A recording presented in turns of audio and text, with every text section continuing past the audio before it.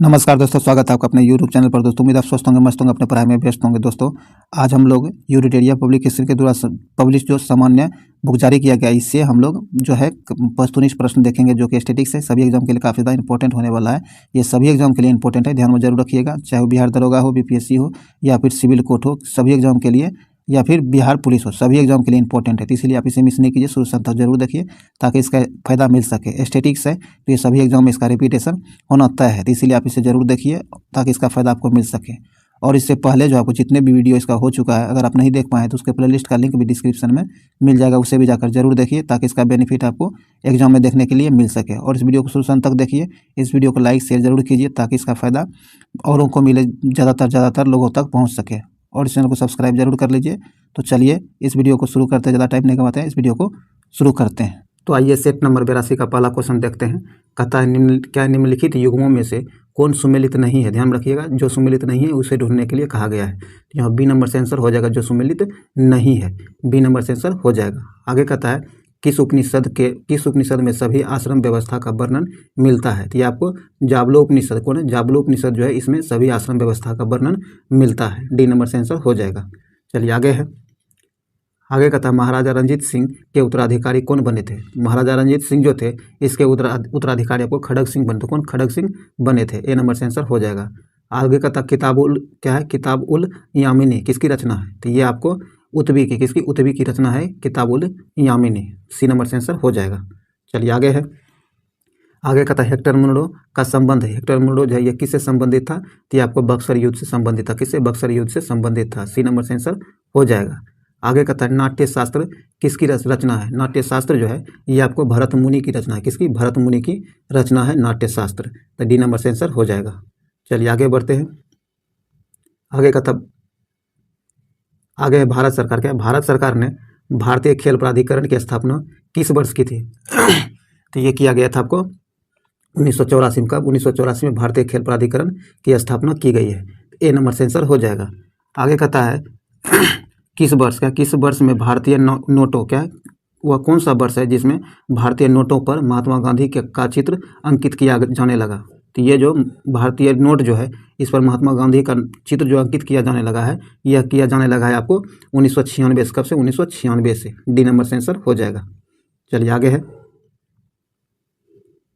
आगे कहता है मुगल शासक, क्या है, मुगल शासक अकबर ने किस सिख गुरु से गोइदवाल, क्या, गोइदवाल जाकर भेंट की और उनकी पुत्री बीबी भानी को कुछ जमीन जो है दी थी। तो ये जो दिया था आपको, गुरु रामदास से भेंट किया था और उनके पुत्री को जमीन भेंट किया था। ध्यान रखिएगा। आगे कहता है निम्नलिखित में से वो कौन सा कर है जो संघ द्वारा लगाया जाता है और राज्यों द्वारा एकत्र और विनियोजित किया जाता है। तो इसका सही आंसर हो जाएगा आपको स्टाम्प का, क्या, स्टाम्प ड्यूटी। ए नंबर से आंसर हो जाएगा स्टाम्प ड्यूटी। चलिए आगे है। आगे कहता है भारत में विदेशी मुद्रा भंडार का रख रखाव कौन करता है। भारत में विदेशी मुद्रा जो है, इसका भंडारण और रख रखाव कौन करता है। तो इसका सही आंसर हो जाएगा आपको भारतीय रिजर्व बैंक। कौन, भारतीय रिजर्व बैंक। ए नंबर से आंसर हो जाएगा। चलिए आगे है। आगे कहता है प्रति व्यक्ति आय, क्या है, प्रति व्यक्ति आय निकाला जाता है। प्रति व्यक्ति आय जो निकाला जाता है, ये प्रति व्यक्ति आय और राष्ट्रीय आय या फिर जनसंख्या से किया जाता है, भाग दे करके निकाला जाता है। तो यहाँ बी नंबर से आंसर हो जाएगा। चलिए आगे है। आगे कहता भारत सरकार की राजकोषीय नीति का निम्न में से कौन एक उद्देश्य नहीं है। कहता भारतीय सरकार का राजकोषीय नीति जो है, निम्न में से उसका उद्देश्य कौन नहीं है। तो इसका सही आंसर हो जाएगा आपको अंतर्राज्यीय व्यापार का नियमन, इसका उद्देश्य नहीं होता है। सी नंबर से आंसर हो जाएगा। आगे कहता भारत में सुनामी वार्निंग, क्या है, भारत में सुनामी वार्निंग सेंटर जो है, ये कहाँ अवस्थित है। सुनामी वार्निंग सेंटर जो है, यह आपको भारत के अंदर हैदराबाद में स्थित है। डी नंबर से आंसर होगा हैदराबाद। चलिए आगे है।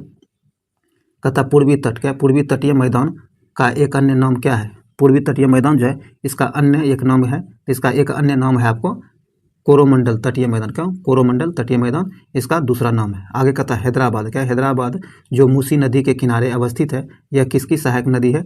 यानी मूसी नदी जो है किसकी सहायक नदी है। तो मूसी नदी जो है, यह आपको कृष्णा की सहायक नदी, किसकी, कृष्णा की सहायक नदी है। आपसे पूछा जा सकता है कि हैदराबाद जो है किस नदी के किनारे स्थित है। तो ये मूसी नदी के किनारे स्थित है, ध्यान रखिएगा। चलिए आगे है, और मूसी नदी कृष्णा की सहायक नदियाँ हैं। यहाँ ए नंबर से आंसर हो जाएगा। आगे कहता है मॉन्ट्रियल, क्या है, मॉन्ट्रियल प्रोटोकॉल का संबंध निम्न में से किससे है? तो इसका संबंध जो है आपको ओजोन परत संरक्षण रोकने से, किससे? ओजोन परत के संरक्षण को रोकने से इसका संबंध है। बी नंबर से आंसर हो जाएगा। आगे कहता है दिन रात, दिन रात जिस कारण से होता है वह कारण है, दिन रात जो होता है किसके कारण होता है? तो आपको भू परिभ्रमण के कारण होता है। बी नंबर से आंसर हो जाएगा। चलिए आगे है, आगे कहता है मेघालय के पठार को 3 भागों में बांटा गया है, गारो, खासी और जयंतिया पहाड़ियाँ इस विभाजन का आधार है। कहता है मेघालय का जो पठार है इसे 3 भागों में बांटा गया है, और ये नाम आप ध्यान में रखिएगा। कौन कौन से भाग में? गारो, खासी और जयंतिया पहाड़ियाँ, ये 3 विभाग में बांटा गया है। तो इसको बांटने का आधार क्या रहा है, ये आपसे पूछा जा रहा है। तो ये आपको जनजातियाँ, कौन? जनजातियों के आधार पर बांटा गया है। डी नंबर से आंसर हो जाएगा। ये सब आप लोग गारो, खासी, ये सब जनजातियाँ हैं, और इसी के आधार पर इस पहाड़ियों को बांटा गया है। यहाँ पर डी नंबर से आंसर होगा जनजातियाँ। चलिए आगे है, आगे कहता है कि निम्न में से भारत का कौन सा राज्य कर्क रेखा पर स्थित नहीं है? ध्यान रखिएगा, भारत का वो कौन सा राज्य है जो कर्क रेखा पर स्थित नहीं है? तो इसका सही आंसर हो जाएगा उड़ीसा। उड़ीसा जब आपको कर्क रेखा पर स्थित नहीं है। सी नंबर से आंसर हो जाएगा। और कमेंट बॉक्स में बताइएगा कि भारत, ये कर्क रेखा जो है भारत के कितने राज्यों से गुजरती है और कौन कौन से राज्य हैं, कमेंट बॉक्स में जरूर बताइएगा। आगे कहता है निम्न में से कौन सा सही सुमेलित नहीं है? ध्यान रखिएगा, सही सुमेलित नहीं है। तो आपको जो सही सुमेलित नहीं है, ये आपको आइजेनबर्ग आपको अब वर्जन नियम, ये आपको सुमेलित नहीं है। डी नंबर से आंसर हो जाएगा। चलिए आगे बढ़ते हैं। आगे है निम्नलिखित में से कौन सा कथन सही है? आइए देखते हैं। कहता है कि फ्यूज, क्या है, फ्यूज को सदैव परिपथ में समांतर क्रम में जोड़ा जाता है। तो ये आपको गलत है। क्या है? यह गलत है, क्योंकि सही ढूंढने के लिए कहा गया है, तो इसीलिए ये आपको गलत है। समांतर क्रम में नहीं जोड़ा जाता है, इसको श्रेणी क्रम में जोड़ा जाता है। तो ये एक गलत हो गया। अब दूसरा कहता है विद्युत फ्यूज सामान्यतः तांबा एवं टीन की मिश्र धातु का बना होता है। तो यह भी गलत है। तो आपको यहाँ सही आंसर हो जाएगा उपयुक्त में से कोई नहीं। डी नंबर से आंसर हो जाएगा, जो कोई ऊपर में कोई सही नहीं दिया गया है। चलिए आगे है, आगे कहता निम्न में से कौन हिंद महासागर की गर्म एवं अस्थायी जलधारा है? कहता निम्नलिखित में से वह कौन है, कौन हिंद महासागर की धारा है जो गर्म एवं अस्थायी जलधारा है? तो इसका सही आंसर हो जाएगा आपको मोजाम्बिक की जलधारा। कौन? मोजाम्बिक की जलधारा जो है यह एक गर्म एवं अस्थायी जलधारा है जो हिंद महासागर में आती है। डी नंबर से आंसर हो जाएगा। आगे कहता ग्लोबल वार्मिंग, क्या है, ग्लोबल वार्मिंग हेतु निम्न में से कौन एक महत्वपूर्ण जिम्मेवार कारक है? ग्लोबल वार्मिंग के लिए महत्वपूर्ण जिम्मेवार कौन है निम्न में से? तो इसका सही आंसर हो जाएगा आपको धान की फसल। धान की फसल इसके लिए प्रमुख जिम्मेवार है। डी नंबर से आंसर हो जाएगा। चलिए आगे है, आगे कहता है बिहार में कौन सी नदी गंगा में दक्षिण दिशा से नहीं मिलती है? कहता बिहार की वो कौन सी नदी है जो गंगा में दक्षिण की ओर से नहीं मिलती है? ध्यान रखिएगा, दक्षिण की ओर से नहीं मिलती है। तो इसका सही आंसर हो जाएगा महानंदा। कौन? महानंदा जो आपको एक दक्षिण की ओर से नहीं मिलती है। डी नंबर से आंसर हो जाएगा। बाकी आपको फल्गु, पुनपुन और कर्मनाशा, ये तीनों आपको दक्षिण की ओर से मिलती है, लेकिन महानदी नहीं मिलती है। तो डी नंबर से आंसर हो जाएगा, सॉरी महानंदा। आगे कहता मैदान एवं पर्वत तल, क्या है, मैदान एवं पर्वत तल के बीच उठे समतल भूभाग को किस नाम से जाना जाता है? तो इसे जो जाना जाता है आपको पर्वतीय पठार, क्या है, पर्वतीय पठार के नाम से जाना जाता है। ध्यान रखिएगा, ये पर्वतीय होगा। चलिए आगे है, पर्वतपदीय, क्या, पर्वतपदीय पठार के नाम, सॉरी क्या, पर्वतपदीय पठार के नाम से जाना जाता है। चलिए आगे है, यदि लोकसभा में बजट पारित नहीं होता है तो क्या होगा? कहता यदि लोकसभा में बजट पारित नहीं होता है तो क्या होगा? तो इस कंडीशन में जो है सरकार को इस्तीफा देना पड़ेगा। डी नंबर से आंसर हो जाएगा, सरकार को इस्तीफा देना पड़ेगा। चलिए आगे है, आगे कहता है नई अखिल भारतीय सेवा का सृजन करने के लिए राज्यसभा में उपस्थित तथा मतदान देने वाले सदस्यों की संख्या कम से कम कितनी होनी चाहिए? कहता है कि नई अखिल भारतीय सेवाओं का सृजन जो किया जाता है, इसको करने के लिए राज्यसभा में उपस्थित मतदान देने वाले सदस्यों की संख्या कम से कम कितनी होनी चाहिए? तो इसकी मतदान देने वाले सदस्यों की संख्या कम से कम जो है ये आपको 2/3, क्या है, 2/3 होना चाहिए। सी नंबर से होगा 2/3। चलिए आगे है, आगे कहता है संसद में क्या है, संसद के संयुक्त अधिवेशन के संबंध में कौन सा कथन गलत है। ध्यान रखिएगा, देखिए क्वेश्चन पूरा पढ़ा कीजिए, क्योंकि लास्ट में नहीं जोड़ दिया जाता है और उतना ही गलत हो जाए। जैसे अभी आप क्या है, संसद के संयुक्त अधिवेशन के संबंध में कौन सा कथन सही है, आप मैक्सिमम सही पढ़ के निकल जाएगा, लेकिन यहाँ गलत है। तो ध्यान रखिएगा, पूरा क्वेश्चन पढ़ा कीजिए। तो यहाँ आपको गलत ढूंढना है। तो यहाँ गलत दिया गया है कि धन विधेयक एवं संविधान क्या संविधान संशोधन विधेयक पारित करने के लिए संयुक्त अधिवेशन बुलाया जा सकता है। तो ये आपको गलत है, क्या है, यह गलत है, नहीं बुलाया जा सकता, जबकि यहाँ कहता है बुलाया जा सकता है। तो यहाँ सी नंबर से आंसर हो जाएगा जो गलत है। चलिए आगे है, आगे कहता है नियंत्रक क्या है, नियंत्रक एवं महालेखा परीक्षक केंद्र सरकार के लेखाओं प्रतिवेदन राष्ट्रपति को देता है, जिसे वह संसद के दोनों सदनों के पटल पर रखते हैं। इसके उपरांत जो है संसद के किस समिति इसकी जांच करती है। इसकी जांच जो करती है संसद की कौन सी समिति करती है, इसका जांच किया जाता है लोकलेखा समिति के द्वारा। बी नंबर से होगा लोकलेखा समिति। चलिए आगे है, कहता भारत की सिंचित निधि पर भारतीय व्यय निम्नलिखित में से कौन नहीं है। जो नहीं है भारतीय सिंचित निधि पर भारित व्यय उसे बताना है। तो इसका सही आंसर हो जाएगा आपको उच्च न्यायालय के न्यायाधीशों के वेतन एवं भत्ता जो है संचित निधि पर भारित नहीं होता है, यानी संचित निधि से इन्हें वेतन नहीं दिया जाता है या पेंशन। तो डी नंबर से आंसर हो जाएगा। चलिए आगे है, आगे कहता है किस राज्य के विधान परिषद की सदस्य संख्या, किसी राज्य की विधान परिषद की सदस्य संख्या उस राज्य के विधानसभा के सदस्यों की संख्या से अधिक नहीं हो सकती है। कितना अधिक नहीं हो सकती है, तो इसका सही आंसर हो जाएगा 1/3 से अधिक नहीं हो सकती। कितना, 1/3 से अधिक नहीं हो सकती है। बी नंबर से आंसर हो जाएगा। चलिए आगे है, आगे कहता है राष्ट्रीय आपात के संबंध में कौन सा कथन गलत है। ध्यान रखिएगा, कौन सा कथन गलत है। तो ये जो गलत दिया गया आपको, राष्ट्रीय आपात के समय राज्य सरकारें निलंबित कर दी जाती है, ये आपको गलत है। क्या है, गलत है। बी नंबर से आंसर हो जाएगा। चलिए आगे है, कहता कैल्शियम कैल्शियम हाइड्रोक्साइड के विनियमन से जब कार्बन डाइऑक्साइड गुजरती है तो बनने वाले अपक्षय का रंग कैसा होता है। तो बनने वाले अपक्षय जो होता है इसका रंग जो होता है आपको सफ़ेद होता है। क्या, सफ़ेद होता है। ए नंबर से आंसर होगा सफ़ेद। कहता किस अनुच्छेद के तहत राज्य पोषाहार स्तर और जीवन स्तर को ऊंचा करने का प्रयास करेगा। तो ये जो करेगा आपको अनुच्छेद 47 के तहत, किसके, अनुच्छेद 47 के तहत। बी नंबर से आंसर हो जाएगा। चलिए आगे बढ़ते हैं दोस्तों। काफ़ी ज़्यादा देखिए स्टैटिक्स है तो काफ़ी ज़्यादा इंपॉर्टेंट है, तो इसीलिए आप इसे रिवीजन करते रहिए, बार बार देखते रहिए, पूरा वीडियो देखिए, क्योंकि स्टैटिक्स है तो ये चेंज नहीं होता है। ये क्वेश्चन सब दिन आपको इसी तरह से पूछा जाएगा और इसका आंसर कभी चेंज नहीं होगा। तो इसीलिए आप इसे जरूर देखिए, रिवीजन करिए ताकि इसका फ़ायदा मिल सके। चलिए कहता है प्रिज्म से गुजरने पर सूर्य के प्रकाश की किरणें विभिन्न रंगों में बट जाती है, ऐसा क्यों होता है। विभिन्न रंग में बटने का कारण क्या है, ये आपको बताना है। कहता है प्रिज्म की दोनों सतहों पर किरणों का विचलन होता है, इसी कारण से ये विभिन्न रंगों में बट जाता है। बी नंबर से आंसर हो जाएगा। चलिए आगे है, आगे कहता है उत्प्लावन बल निर्भर करता है। उत्प्लावन बल जो है ये आपको विस्थापित द्रव के घनत्व पर निर्भर करता है। बी नंबर से आंसर हो जाएगा, विस्थापित द्रव के घनत्व पर निर्भर करता है। तो बी नंबर से आंसर हो जाएगा यहाँ। चलिए आगे बढ़ते हैं, आगे कहता है निम्नलिखित में से किस चुंबकीय पदार्थ को चुंबकीय क्षेत्र में रखे जाने पर क्षेत्र की विपरीत दिशा में चुंबकित हो जाते हैं। तो ये जो चुंबकित हो जाता है ये हो जाता है आपको प्रतिचुंबकीय पदार्थ के रखने पर। ए नंबर से आंसर हो जाएगा। आगे कहता है चोट लगने पर रक्तस्राव को रोकने एवं रक्त जमने में कौन सा तत्व सहायक होता है। कहता जब चोट लगता है तो उस समय जो रक्तस्राव होता है, रक्त बहता है, उसको रोकने एवं जमने में कौन सा तत्व सहायक होता है, ये आपको बताना है। तो जो सहायक होता है वह तत्व है आपको थ्रोम्बोसाइट्स। क्या है, थ्रोम्बोसाइट्स। डी नंबर से आंसर हो जाएगा। चलिए आगे है, और विटामिन पूछे तो विटामिन के होगा, ध्यान रखिएगा।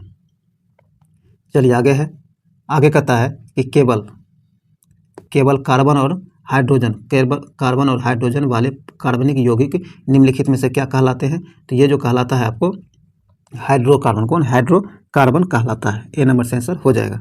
आगे है पीत लवण निम्न में से कौन सी विटामिनों की आहार नाल द्वारा अवशोषण में मदद करती है। कहता है कि पीत लवण जो है ये किसके कौन सी विटामिन की आहार नाल द्वारा अवशोषण में मदद करती है? तो ये जो मदद करती है आपको विटामिन ए, डी, ई व के द्वारा।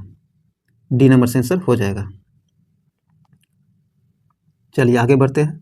आगे कहता है कि क्या जल की कठोरता के लिए निम्नलिखित में से कौन सा तत्व उत्तरदायी होता है? कहता जल की कठोरता, जल जो कठोर हो जाता है इसके लिए कौन तत्व उत्तरदायी होता है? इसके लिए उत्तरदायी तत्व आपको कैल्शियम और मैग्नीशियम होता है। कौन? कैल्शियम और मैग्नीशियम इसके लिए उत्तरदायी होता है। बी नंबर से आंसर हो जाएगा।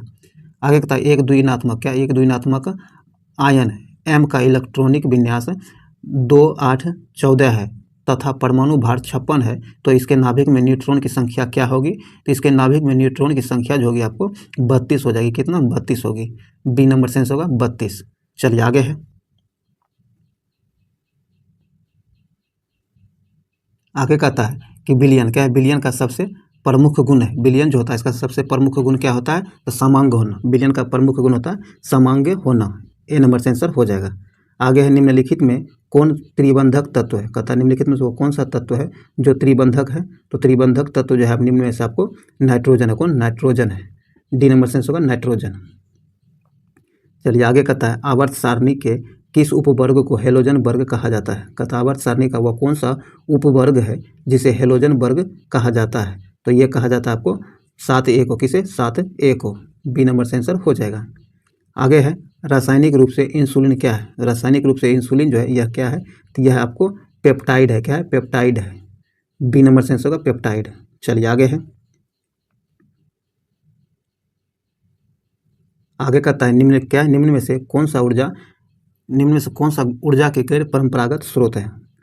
तो ये आपको बताना है। तो आइए देखते हैं। तो इसका आपको हो जाएगा ज्वारीय ऊर्जा, ये आपको गैर परंपरागत ऊर्जा का स्रोत है, सही है। परमाणु ऊर्जा भी है, यह भी सही है। बायोगैस यह भी है।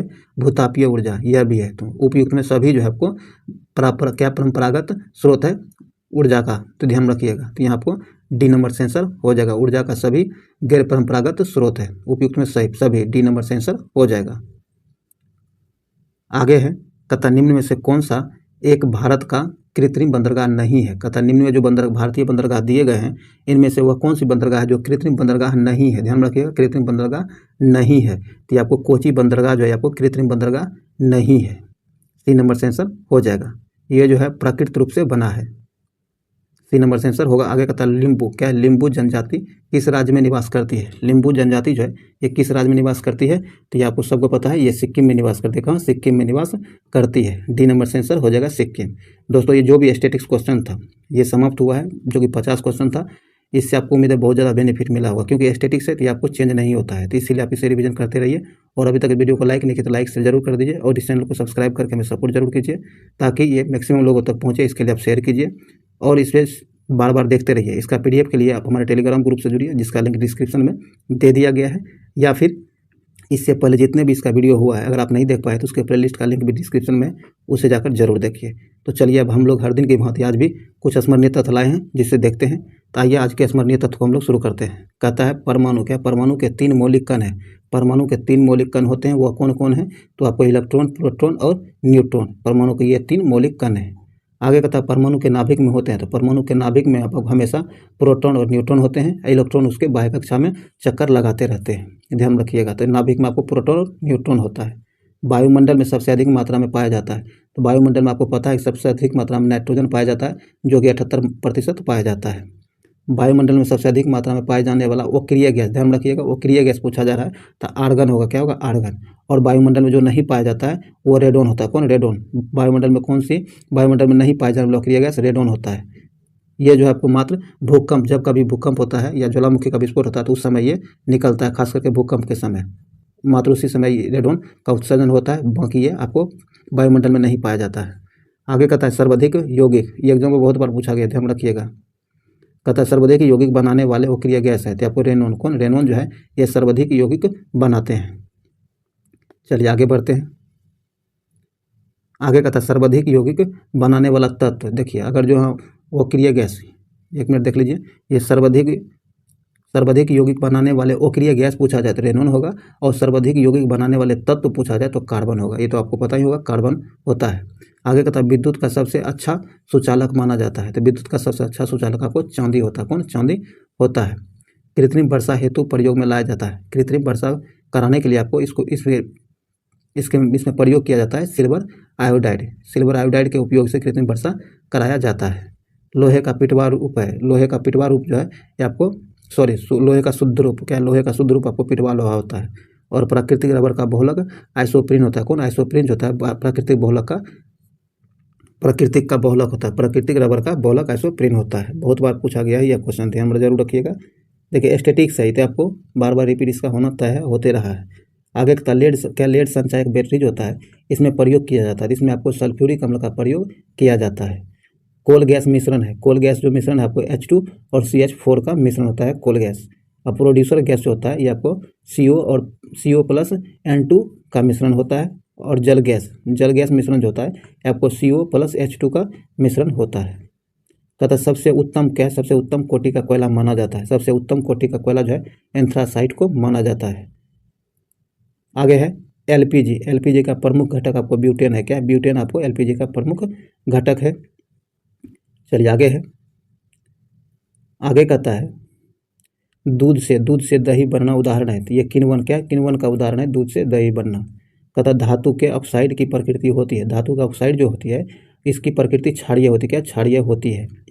तो यहाँ आपको क्षारीय हो जाएगा। आगे कहता है हास्य गैस के रूप में जाना जाता है। तो हास्य गैस के रूप में आपको नाइट्रस ऑक्साइड को जाना जाता है, जिसका रासायनिक सूत्र आपको N2O होता है। तो ये आपको कभी कभी आपको क्वेश्चन तो पूछा ही जाता है, कभी आपको रासायनिक सूत्र पूछ लिया जाता है, इसलिए आप इसको जरूर ध्यान रखिएगा।